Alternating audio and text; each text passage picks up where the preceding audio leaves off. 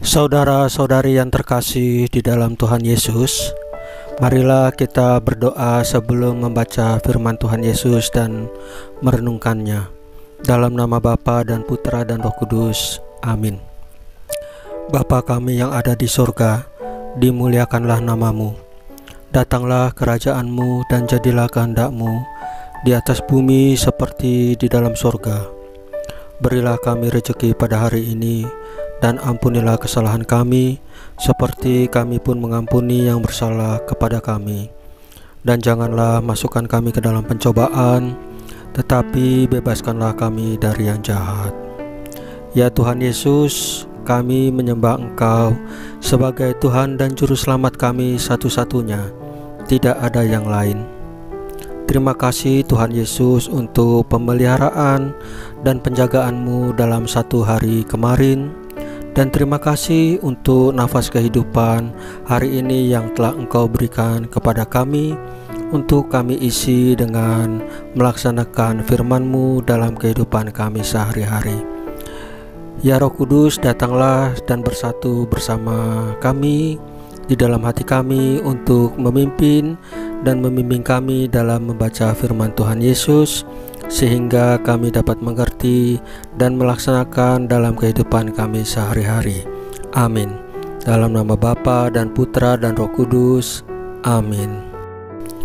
Tuhan bersamamu. Inilah Injil suci menurut Lukas pasal 11 ayat 15 sampai dengan 26, dengan perikop Yesus dan Beelzebul dan kembalinya roh jahat. Pada suatu kali Yesus mengusir dari seorang suatu setan yang membisukan. Ketika setan itu keluar, orang bisu itu dapat berkata-kata, maka heranlah orang banyak. Tetapi ada di antara mereka yang berkata, ia mengusir setan dengan kuasa Beelzebul, penghulu setan. Ada pula yang meminta suatu tanda dari sorga kepadanya untuk mencobai dia. Tetapi Yesus mengetahui pikiran mereka lalu berkata,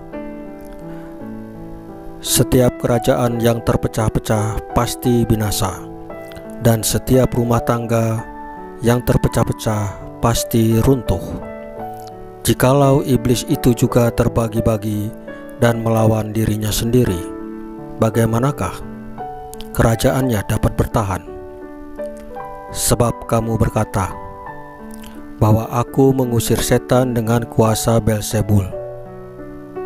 Jadi, jika aku mengusir setan dengan kuasa Beelzebul, dengan kuasa apakah pengikut-pengikutmu mengusirnya?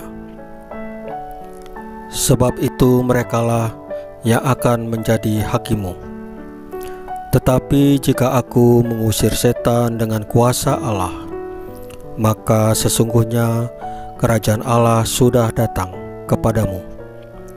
Apabila seorang yang kuat dan yang lengkap bersenjata menjaga rumahnya sendiri, maka amanlah segala miliknya.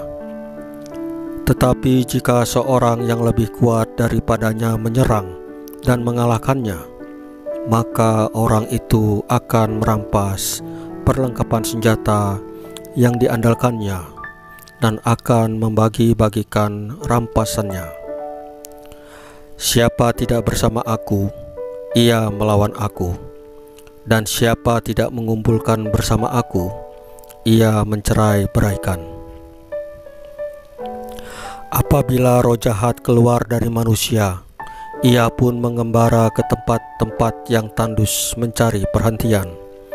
Dan karena ia tidak mendapatkannya, ia berkata, aku akan kembali ke rumah yang telah kutinggalkan ini. Maka pergilah ia dan mendapati rumah itu bersih, tersapu, dan rapi, teratur. Lalu ia keluar dan mengajak 7 roh lain yang lebih jahat daripadanya, dan mereka masuk dan berdiam di situ. Maka akhirnya keadaan orang itu lebih buruk daripada keadaan sebelumnya. Demikianlah sabda Tuhan. Terpujilah Kristus. Saudara-saudari, pada Injil Lukas kali ini kita melihat bahwa kekuatan rohani melawan roh jahat. Terkait pengusiran roh jahat, ada banyak umat selalu bertanya, apakah roh jahat itu memang benar-benar ada? Atau jangan-jangan itu buah dari ketakutan kita semata? Apa pandangan gereja Katolik terhadap fenomena eksorsisme? Kerap ada orang yang mengaku melihat roh jahat di sebuah ruangan, di balik lukisan, di tempat yang gelap, dan seterusnya. Saudara-saudari yang terkasih di dalam Tuhan Yesus, gereja Katolik meyakini bahwa memang ada yang namanya roh jahat atau iblis atau setan. Mereka adalah makhluk yang menolak dan memberontak terhadap Tuhan Yesus, sehingga rohnya melayang-layang menjadi roh jahat. Saudara-saudari yang terkasih di dalam Tuhan Yesus, Injil pada hari ini menegaskan bahwa Yesus mengatasi segala kekuatan roh jahat. Orang-orang menuduh kekuatan Tuhan Yesus datang dari iblis. Mereka adalah orang-orang yang memang pada dasarnya membenci Tuhan Yesus. Mereka tidak suka dengan Tuhan Yesus dan kemudian memfitnah bahwa kekuatan datang dari iblis.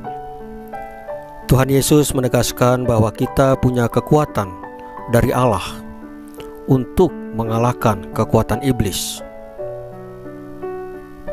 Bagaimana caranya agar kita punya kekuatan Allah itu? Tentu kita sendiri harus punya ketekunan berdoa, rajin melakukan olah rohani seperti meditasi, baca firman Tuhan, mengikuti ekaristi, dan lain-lain. Kita harus mengandalkan Tuhan, yaitu Tuhan Yesus, bukan yang lain. Saudara-saudari yang terkasih, marilah kita berdoa sebelum menutup renungan hari ini. Dalam nama Bapa dan Putra dan Roh Kudus, amin. Ya Tuhan Yesus, bebaskanlah kami dari segala yang jahat. Terima kasih Engkau telah memberikan roh penolong, roh kebenaran, yaitu Roh Kudus, sebelum Engkau naik ke surga. Dan terima kasih Roh Kudus-Mu lebih besar, lebih kuat dari roh apapun yang ada di dunia ini. Terima kasih Tuhan Yesus, Engkau telah menjaga kami. Salam Maria, penuh rahmat, Tuhan sertamu. Terpujilah Engkau di antara wanita, dan terpujilah buah tubuhmu Yesus. Santa Maria Bunda Allah, doakanlah kami yang berdosa ini, sekarang dan waktu kami mati. Amin. Dalam nama Bapa dan Putra dan Roh Kudus. Amin. Saudara-saudari yang terkasih di dalam Tuhan Yesus, bacaan firman dan renungan hari ini sudah selesai. Tuhan Yesus memberkati kita semua. Amin.